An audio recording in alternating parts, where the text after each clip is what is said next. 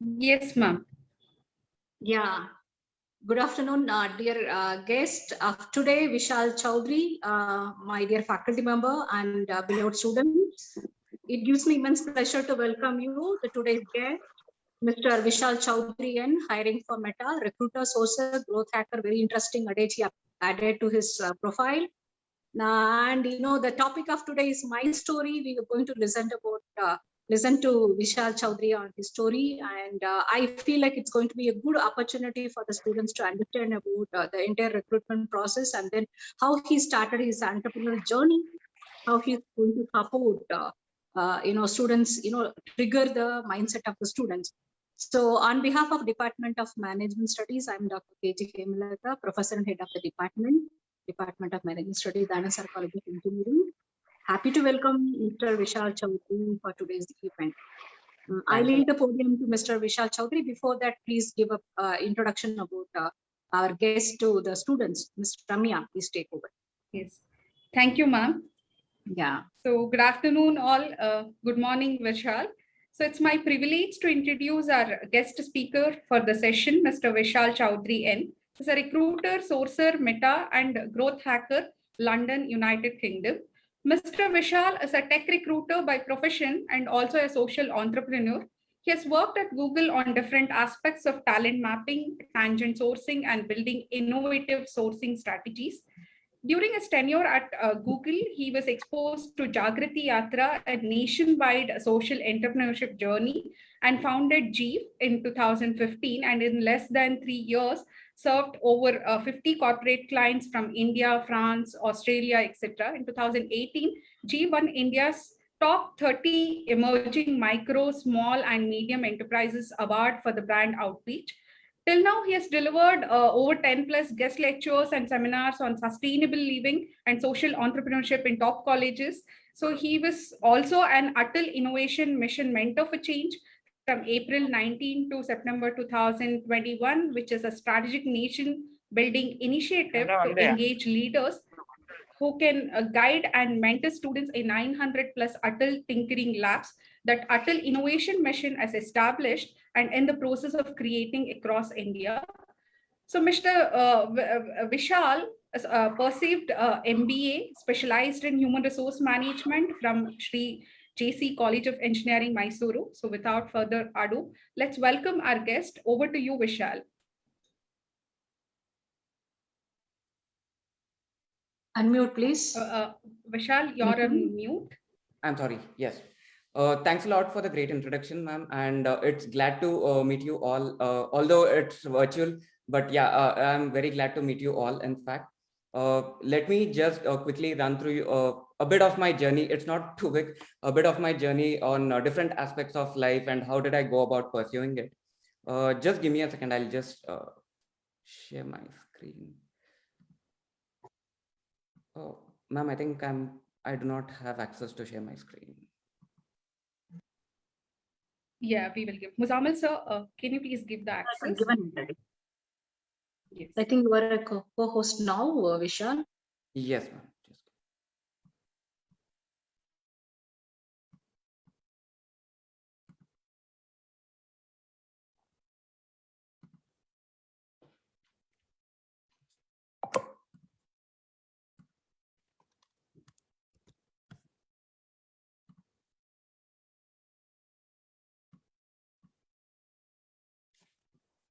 Hope, is it visible?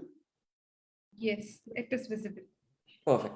Okay. So as ma'am said, I'll just run through a quick introduction of myself, although she gave a very brief introduction. So I hold a master's in business administration, specializing in human resources. I passed out in the year 2013, post which I did get few certifications on email marketing. I'm a certified email marketer, and I'm also a OSINT professional. So OSINT is basically open source intelligence, which is I'm an advanced open source intelligence which is used in cybersecurity and also a part of talent acquisition, in fact. And I'm also a mentor for change under Atal Innovation Mission, and also I've served as a business. Served as a business mentor, mentoring a lot of startups across Karnataka for at least 3 years, in fact. And I have mentored at least close to 20 to 30 startups in that tenure. I started my career post my MBA. I started my career as a talent researcher at Google. So how did I get my first job at Google? Google is everyone's dream. I know as a career, Google is something where everyone wants to get placed. In fact, so LinkedIn is the platform which is most powerful and which has changed my life till date, irrespective of my career or even into business or on my entrepreneurial journey. LinkedIn is the place which I majorly use a lot. So how did I place into my first job at Google is I did not have a campus placement. This was completely a off-campus placement, which happened to me at Google. I was very good at writing cold emails or reaching out to people, in fact. So I randomly reached out to a recruiter who was working with Google with a very good cold email, because I personally felt whenever you reach out to any person on LinkedIn, right? You have something called when you send out an invitation, you can write a personalized message. So that is something where you can attract any person to accept your invite or not. So that is where I reached out to a person, and they were I was privileged. They helped me out in getting my first call at Google. And once I cracked the interviews, I did start as a talent researcher. So basically, my role at Google was building up a lot of research on talent availability across the world. At that point of time, Google did not have a development office here in Bangalore. The office was relatively small. They have just around 350 to 400 employees at that time. So we were basically supporting building reports on engineering teams to people in US and also the EMEA, European region, in fact. So what we basically did is there was a peculiar example where machine learning was a topic which was very newly introduced in the year 2013. And there were very few colleges at that time. I think across the world, it was only around 13 to 14 colleges which was providing a certification or a degree on machine learning. So Google did come up with a project where they wanted machine learning engineers. So our task was within a week, we had to map the entire list of students or entire list of alumni of the colleges, and also to look into what are the companies they have moved into, where they are currently.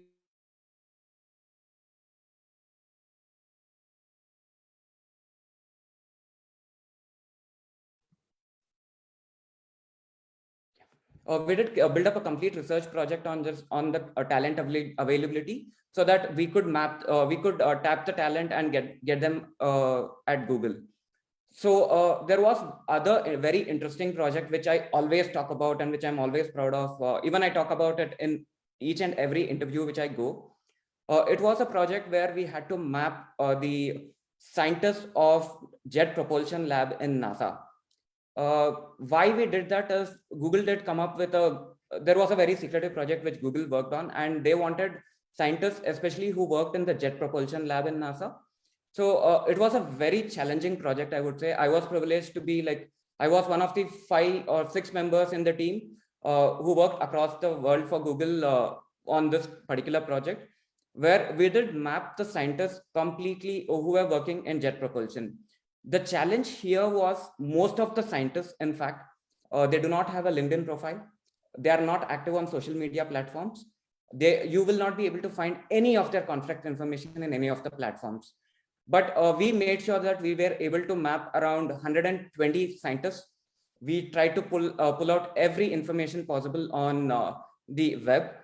We did try to get their contact information. We did try to get the different articles they published, the different journals they are into, and we built out this entire project. In fact, it was a very challenging project, but we did learn a lot of things. So during my tenure at Google, in fact, I was exposed to a journey called Jagrati Yatra, which I'll talk about it at a later stage. So let's move about. I'll be talking about Meta, my experience with Meta at later stage in the presentation, in fact. So before I move forward, just a second. So this is the quote which I always quote, and I love this. I am a recruiter by profession but an entrepreneur at heart. I have been an entrepreneur starting from early ages of probably starting from my graduation and post-graduation as well. I love taking challenges. I love taking risks. This is the quote which I always have back of my mind, and that is the passion I work with. So people on the call, can you just get onto menti.com and use the code? I just want to understand what is your biggest fear, right? When we talk about entrepreneurship, when we talk about career, what is those three keywords which comes to your mind, which is your biggest fear? So it would be great if you could just get into the website, log on to this website and start entering. This is anonymous, so you need not worry about your names wouldn't come up. I just want to know what is your biggest fear so that I can tell you what was my fear and how did I overcome that as well. So probably let's take 2 minutes of time so that I'll start looking for the entries and then we can move ahead in the presentation.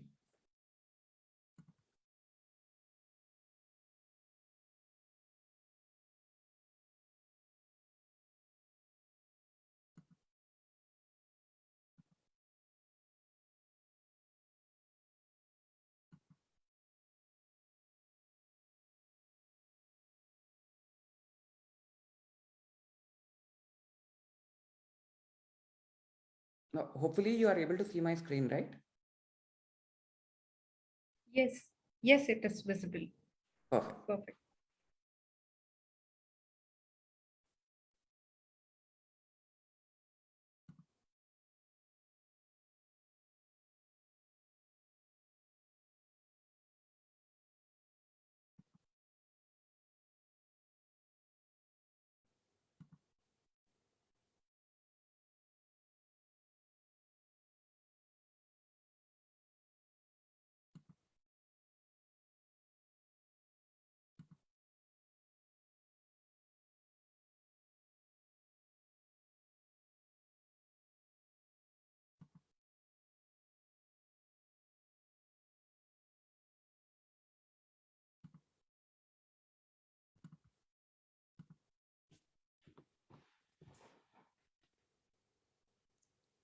Come on, people, I'm looking for more entries. I just see 2 people sending in.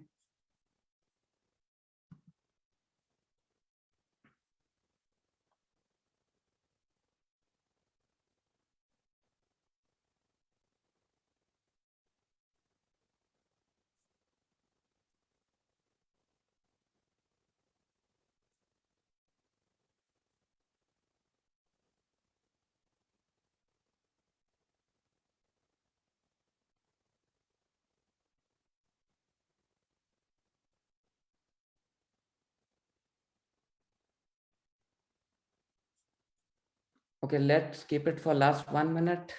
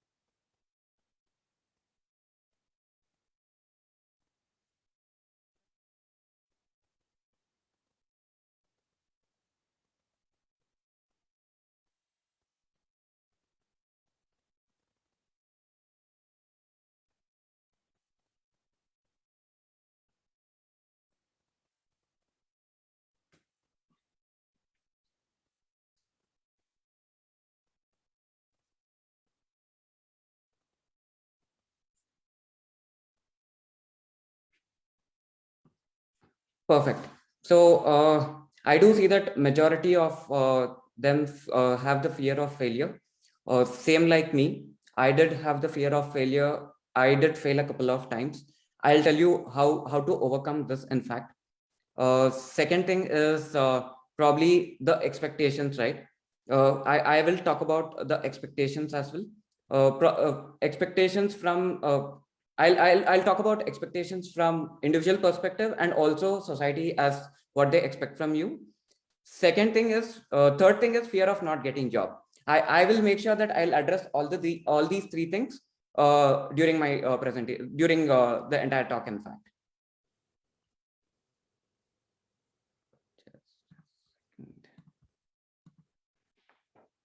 Perfect.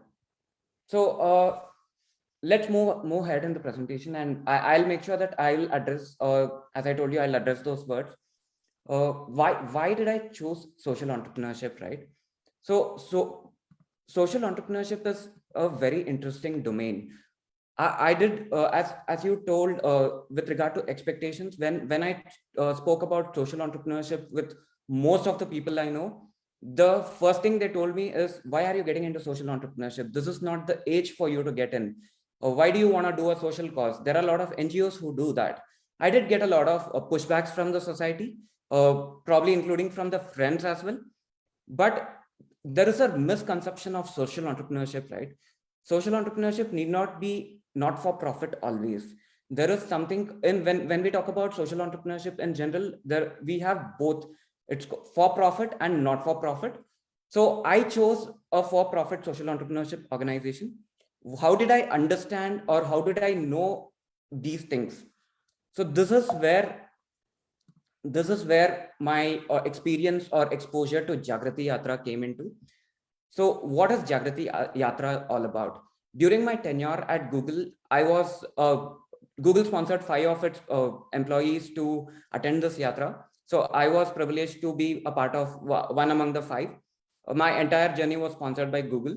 So this is a train journey which has this yatra has a dedicated train where 500, it is close to 700, not 500 exactly, 500 yatris and close to 200 support staff. So 700 people travel across India for a duration of 15 days. And what do we do in these 15 days is basically we meet a lot of role models across different domains who have been practicing social entrepreneurship for profit and also not for profit. And we try to understand what are the problems they are solving, how did they overcome these, and how did they implement, and what are the growth stages which they went in implementing their ideas as well. So we did meet a lot of mentors, starting from Bankar Roy, who is the founder of Barefoot College. We met Gunj, if you know the NGO. We met we had been to Gunj and met the founder of Gunj as well. These are a couple of names, but we did meet a lot of role models who have been creating a massive impact at the grassroots level. The speciality of this yatra is you are divided into cohorts of 7 people. So they make sure that each person is of different state, so that you have that diversity in your team, and also you get the inclusiveness is also there. So I was the facilitator, basically a team lead, where I led a team of 7 people. And it was an excellent journey where it changed my whole idea of entrepreneurship, or the way of thinking towards life.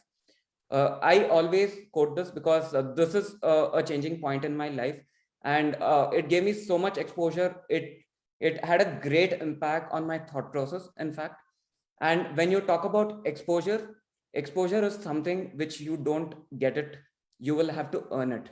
So how do you do that? Is you will have to research, you will have to understand a lot of things. You reach out to any person, they wouldn't hesitate on telling you what is good and what is bad, or how things would happen, in fact. So this is something which I learned from this journey. And this journey brought in the spark of real entrepreneur in me. And that's when I decided to quit Google, and I move forward in my journey, in fact. So let's play a quick game. Can you just tell me which object can or cannot be recycled? It's a very simple question. If you could just pop on to the chat and just let me know the end, it would be great.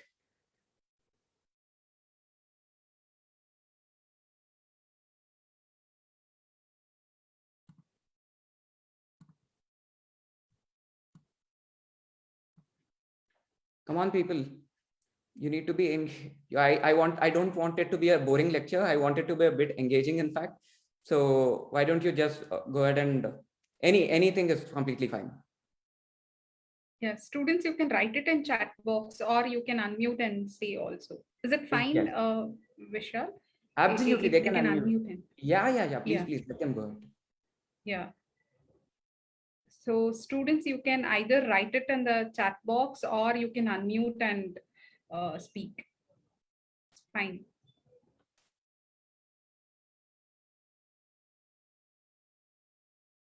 Perfect. I'm looking for more answers, please.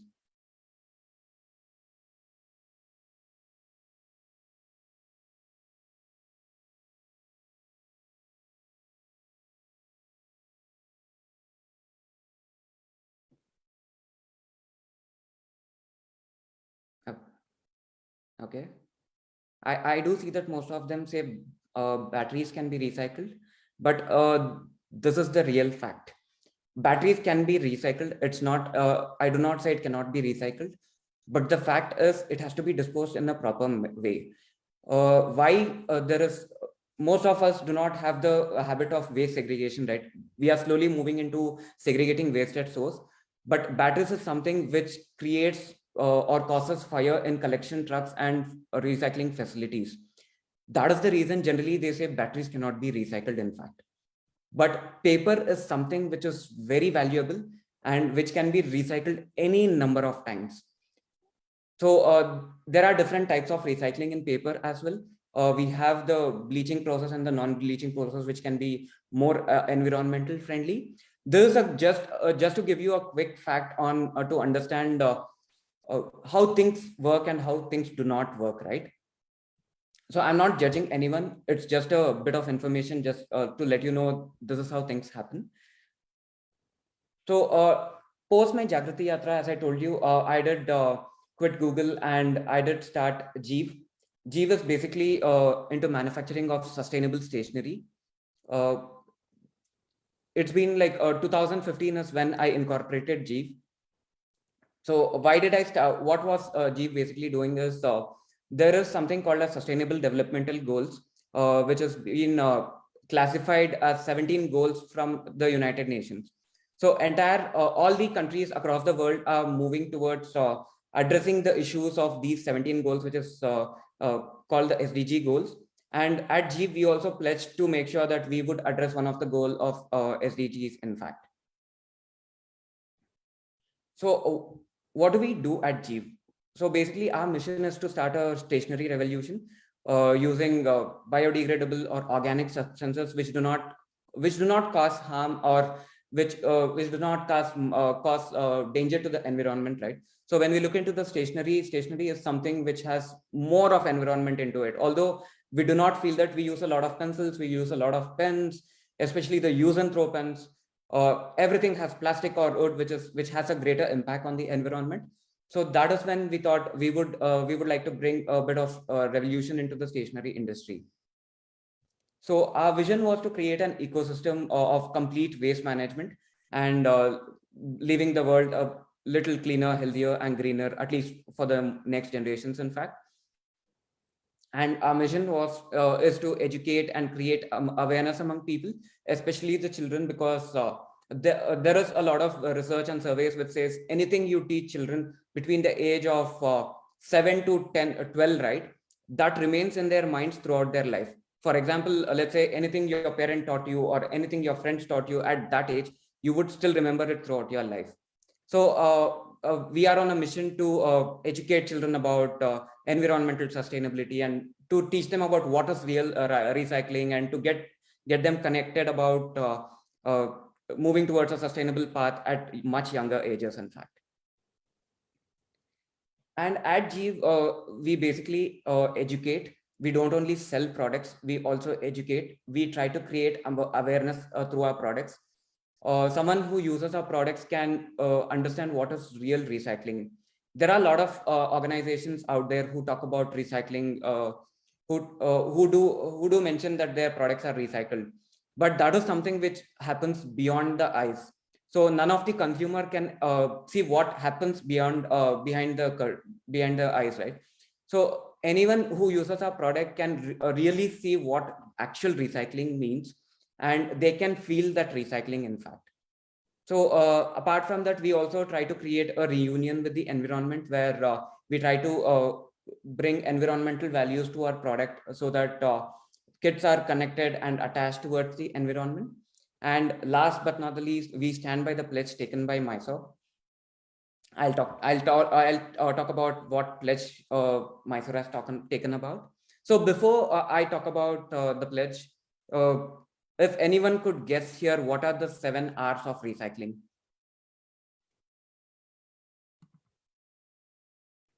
Perfect. Recycle, reuse, yes. Reduce, perfect.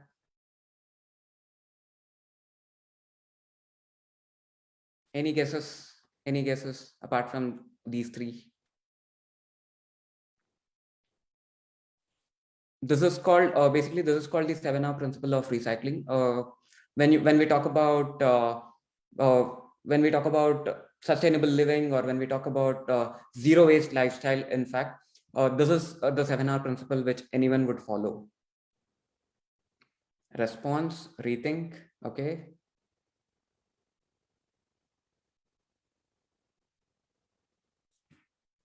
React.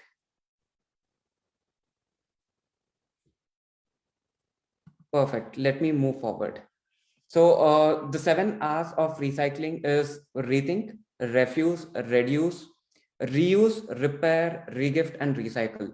This is the 7R framework or the principles which we call in recycling.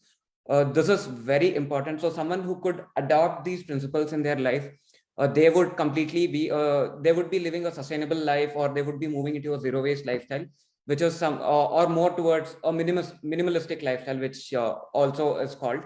So this is something most of the people are currently moving into, and I would suggest people should start thinking about it, because of the climatic change we have been facing, especially in Bangalore or in Karnataka, right? We have seen a huge change in climate from the past couple of years. So this is because of the depletion of natural resources or the forest cover. So it has a retrospective effect on everything. So I would suggest people should start moving into the 7 R's. The questions, can we take it at the last? I do see someone raising a hand. So probably we can take the questions at the last. I do have a dedicated time for Q&A. So a bit of quote which I always would like to follow. Trees and plants always look like the people they live with somehow. In fact, we always get connected to nature. It is inbuilt in our culture, and it is in our traditions as well. We live with trees, we live with nature. That's how we resonate, and our ecosystem gets complete, in fact. So at Jeev, we adopted 4R principles. Basically, why we did not adopt 7 R's is as a stationary product, we couldn't regift it after we used it. So second thing is we had more into our product was talking more into recycling, refuse, reduce, and reuse. So what 7R, what is these 4 R's basically? From our products, we say we should refuse the use of plastics or wood in products. Then reduce your carbon footprint which you are creating, because especially the stationery industry is so filled with plastics which cannot be recycled. We want to reduce that carbon footprint. And reuse is something we want to use. We have been using the materials. All our products are created, manufactured out of recycled and waste papers, in fact. And recycle, again, we have been recycling the product papers from paper industry, and also the newspapers which is available in the market. So these are the 4 R's which we have adopted at Jeev, in fact. And as I told you, why Mysore? The pledge, what is the pledge taken by Mysore? Mysore has been awarded as the cleanest city twice, and being a Mysorean, I am being a proud Mysorean. It gives me enthusiasm to start a startup in such a place, and we always feel that is our place and we owe its responsibility.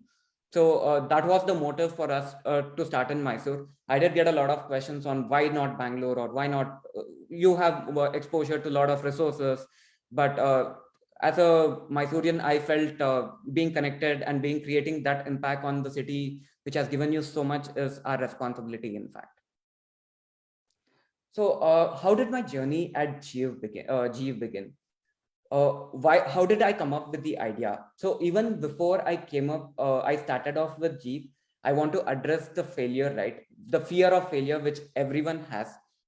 I did fail in 2 of the startups before starting GIVE. I failed miserably, but do not, I did have the same notion of you, because as a student, when I was a student, I did have the greatest fear of failure. And I did not have the courage of putting my first step into. But there was a couple of books, couple of people or mentors whom I followed. 0 to 1 by Peter Thiel is one of the book I would suggest everyone to read. Failure is something you should never be afraid of. Let's say Steve Jobs, Apple is something which has failed, and then they have created wonders now. There is also McDonald's, which everyone know. McDonald's, when first they entered India, it failed miserably. The reason why they failed is, although it was a very successful fast food chain in US, why did they fail in India is they did not adapt to the McDonald's was known mainly for beef, and they introduced the same product in India, but they did not know that beef would hurt the religious sentiments of people in India.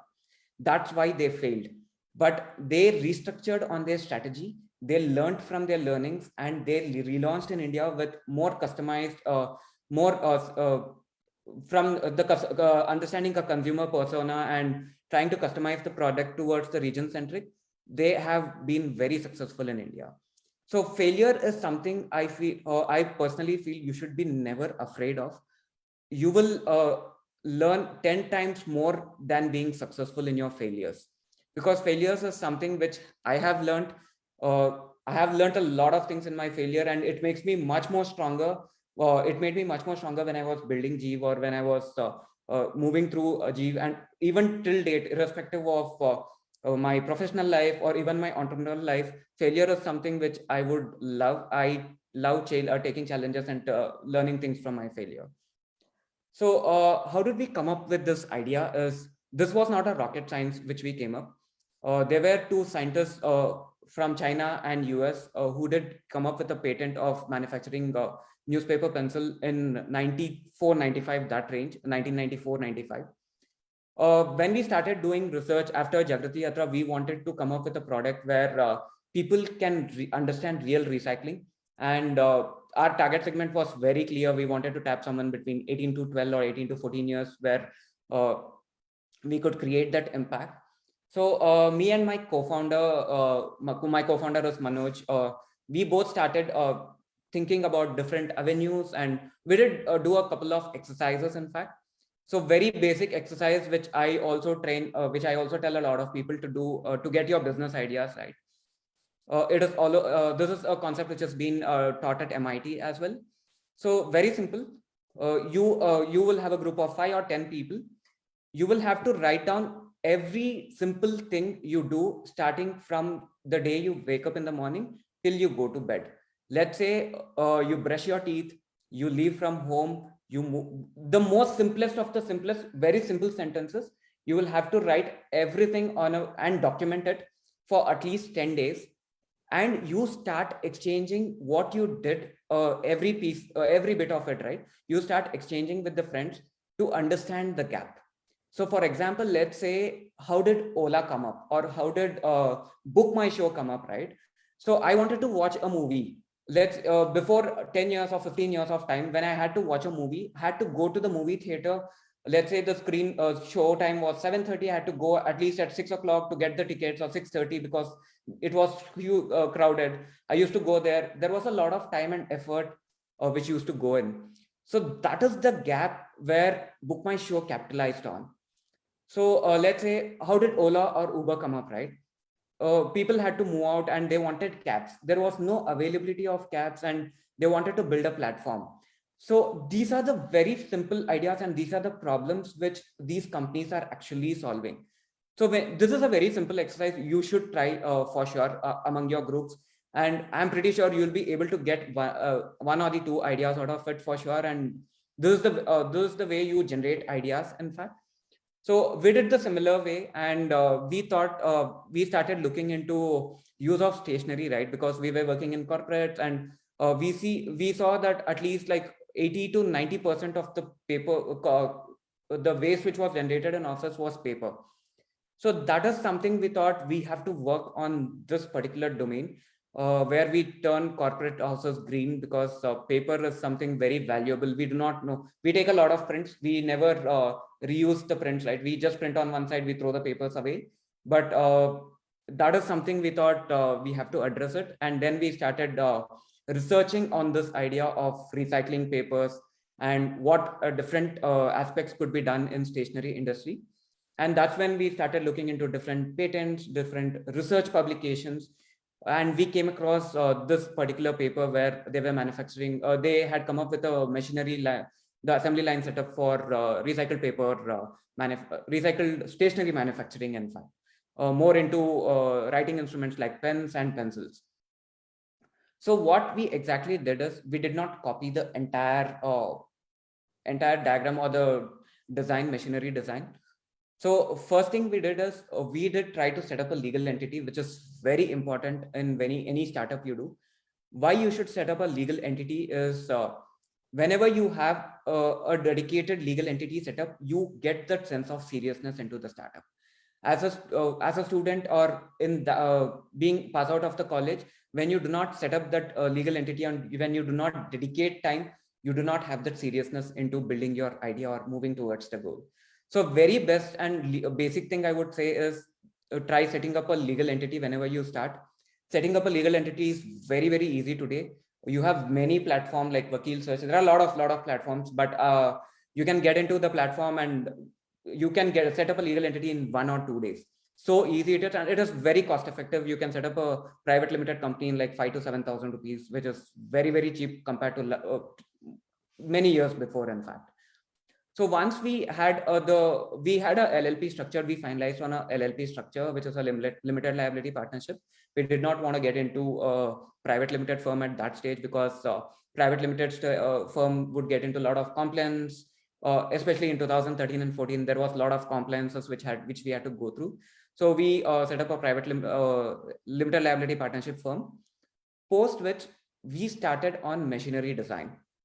So this is something which you would be I don't have a technical background. I did my bachelor's in business administration, post which I did my MBA. I have zero knowledge on technicalities like building a machinery or building an assembly line.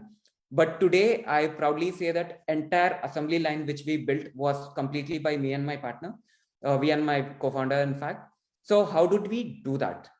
Basically what we did is we did read through the blueprints of patents. We did try to understand, the blueprints were very simple and very basic. We did try to understand how the machineries work, the concept of machineries, and what, let's say there is a roller, or there is a ball bearing, or more into technicalities, right? So how these things work, and what is the kind of machineries, or what is the kind of compressor we would require. I did try to understand that. Second thing I did is I did reach out to a lot of machinery designers.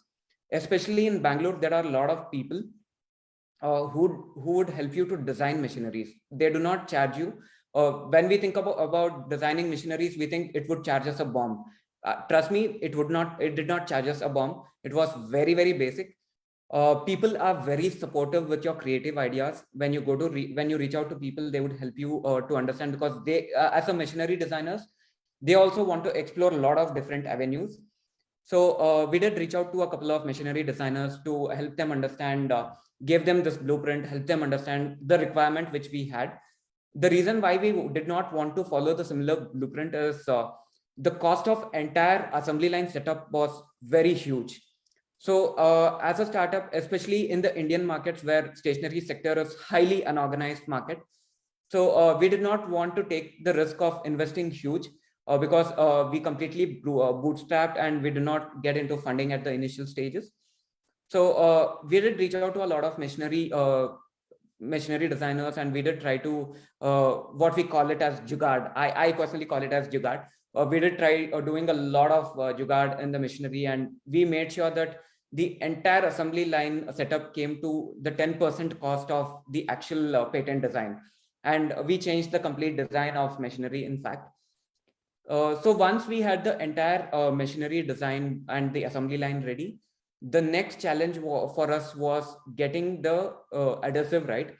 Adhesive was very, very important in our products. In fact, adhesive is nothing but the glue which we use. Why it was important is, when we look at pencils, pencils or pens, any of the product is something people write, and we have the tendency, a lot of people have the tendency to put in their mouths. So we wanted to make sure that we are not using any of the chemicals into our products. We wanted it to be completely chemical free with zero side effects, because our target segment was more towards the children. So we did a lot of research on adhesives. How did we do the research? Because I'm not a chemical engineer, or I don't come from biotechnology again.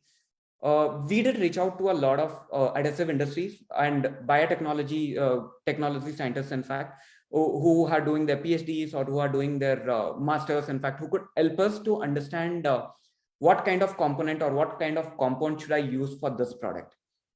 So we did reach out to a lot of people. We did try to understand the different components. And once we had the components, we reached out to the adhesive industry to see if they could manufacture this for us at a very low cost. And there were a couple of industries who came forward in helping us in manufacturing it at a very, very low cost. Why I'm talking about these costs is I'll talk about the pricing strategy and the costing at that stage. So once we have the adhesive setup, next thing was the raw materials. How do we source the raw materials for our entire assembly line, right? So basic raw materials which we wanted is the graphites or the leads which we use for pencils, the refills which we use for pens, and also the newspapers. So we made sure that we work with a couple of industries to get refills manufactured by them according to our specifications. Second thing is the graphite. Graphite is something which we did where we had to import it from China. When we look into imports, right, although I did my MBA, but we studied a lot about export, in fact, in our college, but working in more practicality is something we learned a lot of things. We did reach out to a couple of vendors in China. How do we do that? We have a lot of platforms online. Alibaba, AliExpress is one of the best, amazing platform, I would say, to reach out to people, especially in China. So I did reach out to people in China. I did try to understand and research how import works, what are the duties, what are the type of licenses which I would require. And we did the entire research, and we made sure that we imported the entire consignment. So we got our sorted out in that way, and our refills were sorted. We had a local manufacturer who helped us in manufacturing that for us. Second thing is newspapers. How do we get newspapers? So newspapers is something what we did. We did not want to buy it from a Kirana store, because end of the day, although we were again supporting a business, but we wanted it to be something unique. So what we did is we reached out to NGOs across city in Mysore and even in Bangalore. Most of the NGOs do Radhi campaign, right?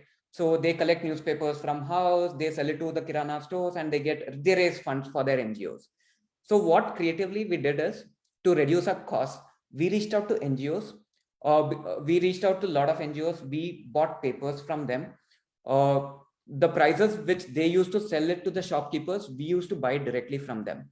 So end of the day for us, when we talk about the costing part, buying it from a Kirana store or a business and buying it from NGO, our costing went down by 10% again. So overall, this was the strategy which we used. One end, it was to reduce the cost. Second thing is, it was supporting the developmental economy, right? Being a social entrepreneur, it's not about growing alone. It's also about working with the community to grow together. So this is what we did with the raw materials. And the most important thing was the workforce planning. Workforce planning is the place where most of the startups fail. This is something which we took a lot of time to think about, and how do we create our workforce strategy. again, here, what we did is we had even today, we have a very minimal workforce. We have just around 7 to 8 employees in-house. In fact, all the 7 to 8 employees are rural women. So when I say rural women, why did we tap rural women? When we look into the rural side, especially in Indian sector, most of the rural women are confined to houses, right? They do not, they depend on one source of income, like husband earns, and they are completely dependent on that. So we wanted to create something where rural women could also work and they could earn a bit additional revenue for their families, in fact. So we did try to tap rural women as our initial workforce. And second thing we did is we did try to work with different cottage industries or the self-help groups across Mysore, so that the initial stages of the manufacturing, we did supply our products to these self-help groups and also the cottage industries, so they could do the initial process, and we used to get them back to our manufacturing process and convert it into a finished good. So in this way, our costing was completely reduced in one way. Second thing is, you need not dependent on one source of workforce, right? For, let's say, there is a breakdown in your machinery, or there is probably there is a festival, especially on the rural side. There are a lot of festivals and workforce take a lot of holidays on that.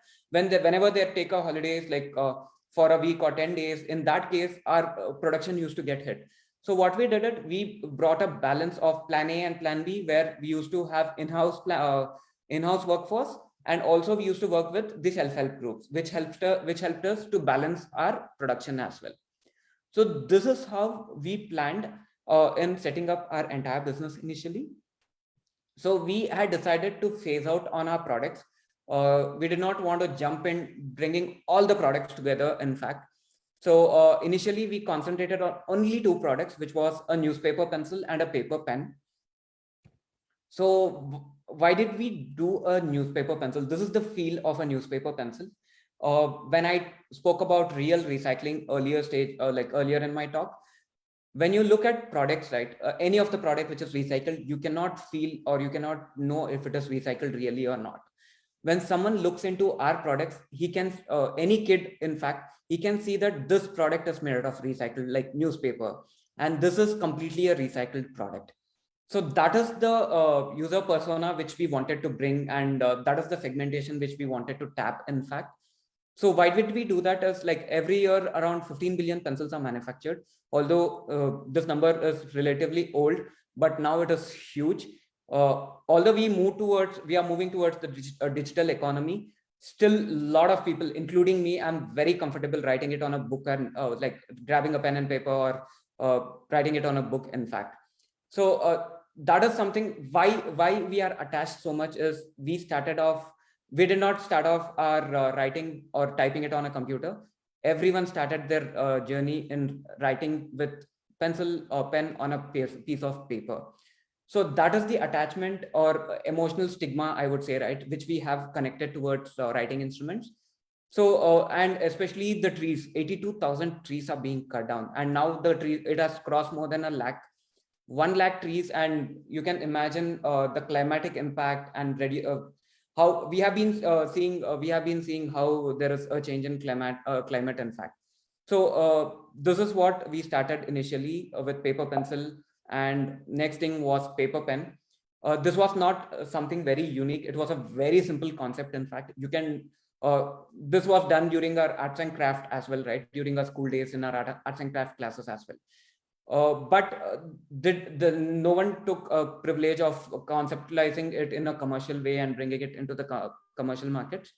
So 2015 is when we incorporated and we started off with these products.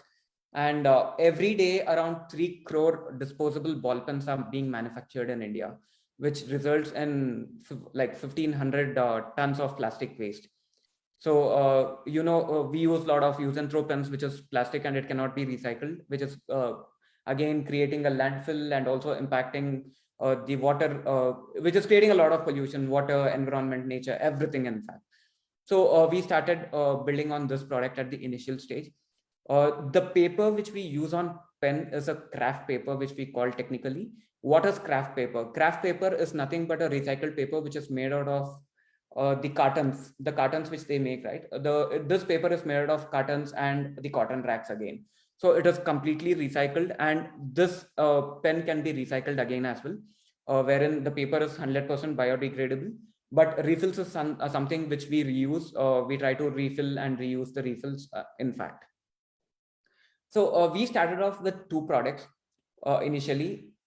Why we did that is, first thing is we wanted to do a market survey.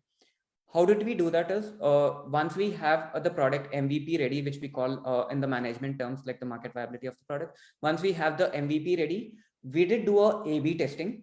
What is A/B testing again? A/B testing is you are giving 2 different set of products to 2 different groups, trying to understand the user behavior and the motivation, the user persona, which we call technically, and trying to understand about how people would react and how children would react. What is the kind of emotional stigma or the attachment they build towards the product or project. We did take a sample survey, and we did try to analyze the user behaviors about the product and what was the motivation for buying the products, in fact. So we did do a couple of surveys where we placed a product with in the same shelf where other products were placed, and with small note. We wanted to see how people would buy it. Second thing, what we did is we did a great survey on pricing. Pricing is very, very important in any FMCG, any product in that matter, not FMCG, I would call any product in that matter. Why is pricing very important, very crucial in our product is, when we talk about organic or environmental friendly, the first thing which we get into our mind is it must be expensive, because that is how the segmentation has been done in Indian markets. So we wanted to break that stigma. We wanted to make sure that all our products were completely affordable and had zero switching costs, because we did not want any of the customer to pay more to come to start using our products, in fact. So we strategically looked into the pricing of different competitors, right? And especially when we talk about pencils, it is Nataraj, Apsara, Faber-Castell, lot of companies. We did try to analyze their pricing strategies. First thing we did is we did price it similar. Although it was an eco-friendly product, but we did price it similar. We didn't price it lower or we didn't price it higher. There is a reason why we did that. Basis on our survey, we found out that if it was priced higher, there is a switching cost which is involved from the consumer, and we are not able to tap 100% of the market. And again, at the same time, if we are pricing it lower, people might think it is not a good product, it is a cheap quality product. So we made sure that we price it very similar, so that when you pitch to a customer, right, when you pitch out, reach out to a person, we can clearly tell them, see, you are not losing out anything. You are using you are paying out the same, but you are using a more environmental friendly and creating an impact to the environment. That's when people wouldn't think about it in switching their buy to our products, in fact. So these are the things which we did on our pricing strategy, understanding the user persona, creating an MVP, the A/B testing, which is very, very important before even you scale the product into the market.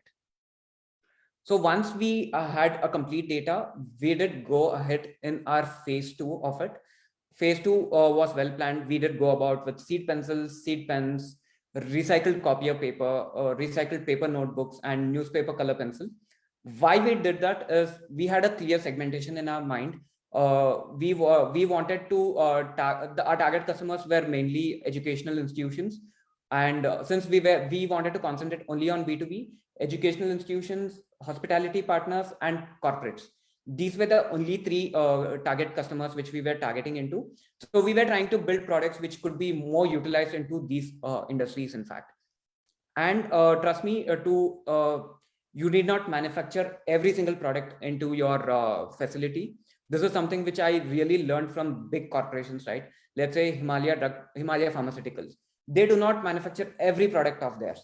They have their own specialization into a particular vertical, and rest all of the products they try to get it from try to get the raw materials and they convert it into finished goods. So I tried I also tried replicating the similar model at our startup.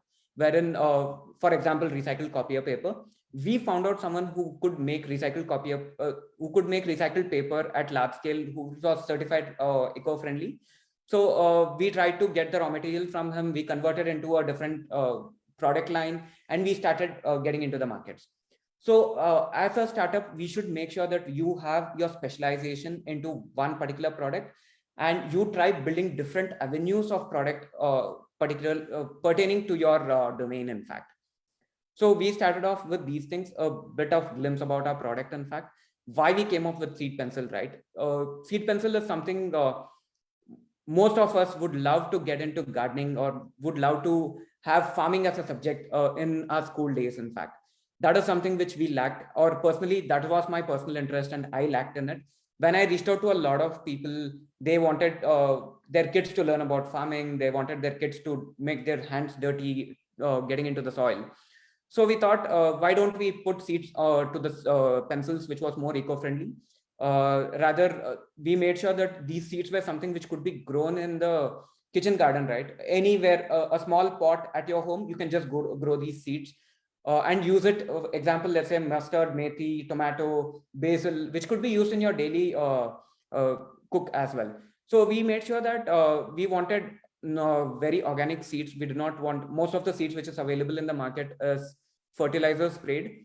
But we did not want that, because since our target, as I told you, was children, and we have the tendency to put the pencil into our mouth, we did not want to take the risk of having a fertilizer spray seed. So we reached out to a lot of NGOs and a lot of farmers, especially in Madhya Pradesh, Tamil Nadu, and even a couple of parts in northern Karnataka, like Ranebennur, where we could get organic seeds, which was 100% organic and which could grow in any soil, in fact.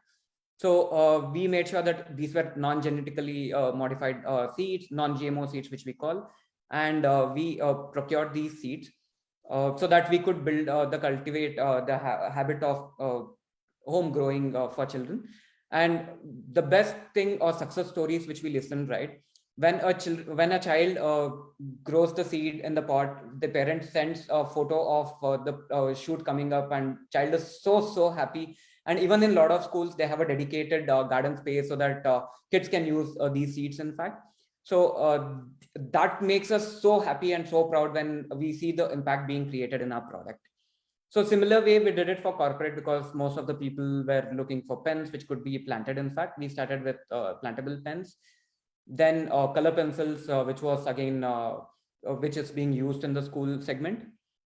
Post which we came with the phase 3, which is we have been doing rainbow pencils is something which we started, where you get rainbow colors. Whenever you sharpen a pencil, you get different colors of paper coming out, which we did this because we wanted to break that monotony of bringing the same. When people sharpen pencils, right, you see newspapers coming out, and we wanted to make it colorful for children, because children would like it more colorful. This was a segment which we did, and we came up something called plantable notebooks, where papers had seeds embedded in it, and we had rose petals and flower petals embedded in our papers, so that it would look like more like a natural decor on the papers rather than prints. So we came up with that, and we came up with premium gift boxes which could be used in corporate gifting. The other thing which we did is plantable wedding cards and also plantable business cards. So let me show you one of the business card which I did. This is my own business card. Sorry, for privacy reasons, I have just hidden my number. But this is the business card. When you see the card, it has petals on the card as well. So we wanted to revolutionize the business card industry as well, because when you look into business card, most of the cards have the PVC laminate on it, which is again not biodegradable. So that was when we started. We wanted to revolutionize on business cards as well. So post which, this is a very recent campaign which we did. I would say this is first ever in India. This has happened. This was a campaign where we could, if you would order 5 notebooks, we can completely customize end to end on the notebooks. Because when you look into printing industry is something you need to print in bulk to get your cost down. But we at Jeev revolutionized and got into different printing methodology, where our costing and was very minimal, and we could print even 1 or 2 books with complete different type of printing techniques. So this is something which we did a recent campaign where people could order 5 books and they could completely customize the book cover. And it was a super duper massive hit for us. We did see a lot of responses and a lot of orders which came through. And now moving forward, we are more moving into, we also have plantable calendars. We also have a lot of other plantable options, and we are trying to build a complete ecosystem of sustainable gifting, and also creating the office spaces go green. So this has been my product journey. And with regard to the milestones at Jeev, we had a DIPP recognized startup. What is DIPP? Is basically a government recognized startup from the Startup India. And we were recognized as the winner for top 30 MSMEs in India for brand outreach in fact. And we were featured across many print and digital mediums. We have reached to more than 1.5 million people in the last 4 years. And I was personally the recipient of Rex Karamveer Chakra Award. This award is given to people who are trying to create the social impact and trying to bring that change into the society, in fact. And we work closely with 15 plus FMCG brands, almost around 30 plus corporates, and also all the leaders in the hospitality industry. So this has been our milestones. And as of latest count, 85% of our customers are recurring customers. Why 15% are not as 15% is someone who didn't use a massive stationery, but 85% is someone who has been using. At this point, I would like to talk about a very small story, right? Next to our warehouse in Mysore, we had this carpenter who does a lot of carpentry stuff. He had been using carpentry pencils, which you get, which is a very different pencil than the regular pencils. They have been using these pencils for at least like 2 decades. I randomly gave him, take this sample. This is what we manufacture. We had a random conversation with our neighbor. I told him, why don't you use this pencil and try? He tried our pencil and he said that this is the best I have used. Even Nataraj, I'm sorry to pick up brands, but even other brands doesn't have this durability on the leads or doesn't work so dark. And he has been my regular customer, and he has, through him, I have driven a lot of carpenters who have been buying products, especially pencils, right, for their carpentry stuff. So this is a small success story at a smaller level, which I would like to talk. And I think this has been my journey in Jeev. And apart from Jeev, currently I work as a recruiter, talent acquisition specialist at Meta. I recently relocated to London, and I basically work in hiring for product managers for Meta, in fact. So this is my journey at Jeev. Any question and answers, I would be happy to take it. And I hope this was not a boring session, in fact. Not at all, Vishal. It was very interesting and insightful.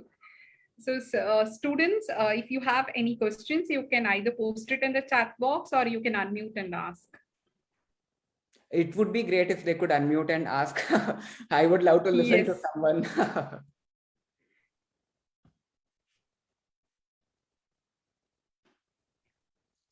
Yeah, I will, before you go ahead with questions, with regard to the questions, right? Failures and expectations. See, expectations is something which you should never worry about. You should start living a life for yourself. I realized it very lately, to be frank, but I have been telling a lot of people you should live a life yourself. The reason being, you give 100%, you are 100% successful. People expect 101% out of you. So my suggestion always is live out your life 100%, irrespective of whatever it is. It is your dream. It is your passion. You have to achieve it. Especially in today's market, right? Especially in today's scenario in India, you have a lot of schemes which supports startups and a lot of platforms. I know I do get a lot of questions like, I have an idea, I do not have a co-founder, I do not have a team. Where do I go? How do I find them? It's very simple. There is a platform called Startup Weekend, which is a part of Google for startups. I would suggest, if you are very serious in getting into entrepreneurship, or if you want to bring startup culture in you, I would suggest you attend this. Over a span of 3 days, you try to form a team, you work on an idea. In the span of 3 days, you make sure that your MVP is ready. So there are a lot of platforms similar to this. I would suggest you get exposed to a lot of these platforms. Second thing, what I saw is skills. World is very competitive. You will have to get skills. The only thing, how do you get skills, is you will have to get updated every day. You will have to read a lot of things.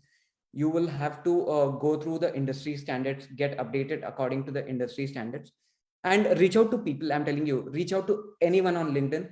Tell them, be frank and transparent. I'll tell you, do not reach out to people asking for referrals randomly, because I tell this because a lot of people reach out to me asking for referrals. And a personal philosophy which I follow is I do not give referrals to random people. Unless and until I feel, irrespective of my classmates, right? I don't give random referrals to people unless and until I feel confident on their skills, because it's all about my credibility when I'm referring someone. So you shouldn't never ask for referrals. You should ask for guidance. You should talk to mentors, have mentors in your life. That is very important. And also fear of not getting job. See, job is something you should not fear. If you have skill sets, right skill sets, you will get job, you will get placed for sure. Indian market is huge, especially now. It is like the recruitments are going crazy with a lot of IPOs going up and a lot of startups coming up. You will get a job for sure. But only thing is, you should start building on the skill sets. Do not think about getting a job. Think about building a skill sets which would help you to sustain in your career, in fact. The platform which I told is Startup Weekend by Techstars. It's now taken by Techstartups or Techstars. Yeah, it's called Startup Weekend. You can just try for it. And there is one more called Founders Institute, which is based out of Bangalore, where it is a fellowship which is given for startups. You can look into these as well. And there are a lot of platforms, right? Like CII, which is the Confederation of Indian Industries. They have a younger wing, which is called Young Indians. Try to get into these platforms, which would help you to network with people. My biggest asset is my network. I have such a good network I have built over the years. I can reach out to any people and no one would hesitate on helping me out. That is the network which you should build starting from your college days. Right? I have been building my network since my PU, like the pre-university days. I have built a very strong network. I have been associated with a lot of organizations. So as a student, this is what I would suggest. Try to network with a lot of people. Try to attend a lot of management fests. That is where you learn what is competition, what is real life, how do you understand different thought process between different people. Try to get involved as much as possible into different things. Once you build this habit, I'm pretty sure job is something or entrepreneurship is something you will start building it, in fact. Yeah, thanks for those words, Vishal. So certainly, I think most of our students, those who had an idea and who had a fear of failure or how to start, now they got an idea. It is truly inspiring. So they'll start working on their idea. So thank you very much. And because of the time constraint, we cannot wait. Certainly, our students will connect with you through LinkedIn. So please accept the request. Absolutely. Now, thank you. So now I will request Professor Smithishri Madam to deliver the vote of thanks. Thank you, Madam. Gratitude is not only the greatest of virtues, but the parent of all others. With this, on behalf of our department, I would first like to thank our today's guest, Mr. Vishal Chaudhary, who spared time from his busy schedule to deliver the talk. Thank you so much, Vishal. Thank you, Smita. Thank you for the opportunity, in fact, and it was glad talking to you all, in fact. Thank you. I would also like to thank our management for their support. I would like to thank Dr. CPS Prakash, Principal, Dayanand Sagar College of Engineering, and Dr. KG Hemalata, Professor and HOD, Department of Management Studies, for their continued encouragement. I also extend my gratitude to our faculty colleagues, students, and all other participants for joining us for the session. Thank you so much.